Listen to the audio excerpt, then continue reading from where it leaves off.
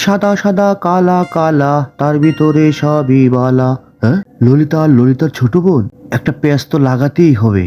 তাদের কাছ থেকে কিনা কমলাগুলো তাদের কাছেই বিক্রি করব। আমি যাই। এই তো কমলাগুলো নিয়ে এসেছি। আজকে তোমাদের দু বোনকে কিভাবে ধোঁকা দেই এটাই দেখো। এ এ গুড মর্নিং। কেমন রয়েছো তোমরা? আমি তো তোমাদেরকে খুঁজে খুঁজে হরান। এই যে দেখো, তোমাদের জন্য আজকে চলে আসলাম। তারপর এই যে তোমাদের কাছ থেকে কমলাগুলো কিনেছিলাম, সে কমলাগুলো তো অনেক ভালো। সেদিন তো আমাদেরকে ধোঁকা দিয়ে চলে গেছেন। হ্যাঁ, তার জন্যই তো আবার তোমাদের কমলা তোমাদের কাছে নিয়ে আসলাম। সেই কমলাগুলোতে টাকা রয়েছিল, আর এটা তো আমি খেতে পারি না। তোমরা জানো ২ নম্বরি কোনো জিনিস আমি পছন্দ করি না।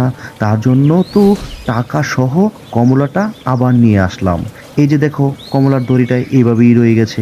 এই দড়িটার ভিতরে তো টাকা বাঁধা ছিল, তাই না? তুমি টান দাও, টান দিলেই চলে আসবে। দেখবে, এই দেখো আমি টান দেই তারপরেও আসে না।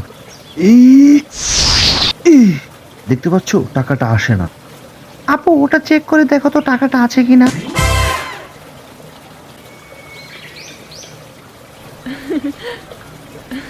টাকাটা ওইভাবেই আছে।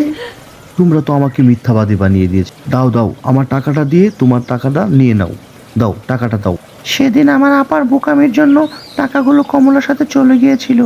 দেন আমাদের ব্যাগ আমাদেরকে দিয়ে দেন, আর এই যে আপনার টাকাটা আপনি নিন। তোমাদের ব্যাগ ঘুরিয়ে দিলাম, বকশিস দিবে না আমাকে? আমরা মেয়ে কিছু মানুষ, বকশিস দাও। অন্যদেরকে ধোঁকা দিয়ে টাকা কোত্থেকে আচ্ছা ঠিক দেব? আছে, ভালো থেকো।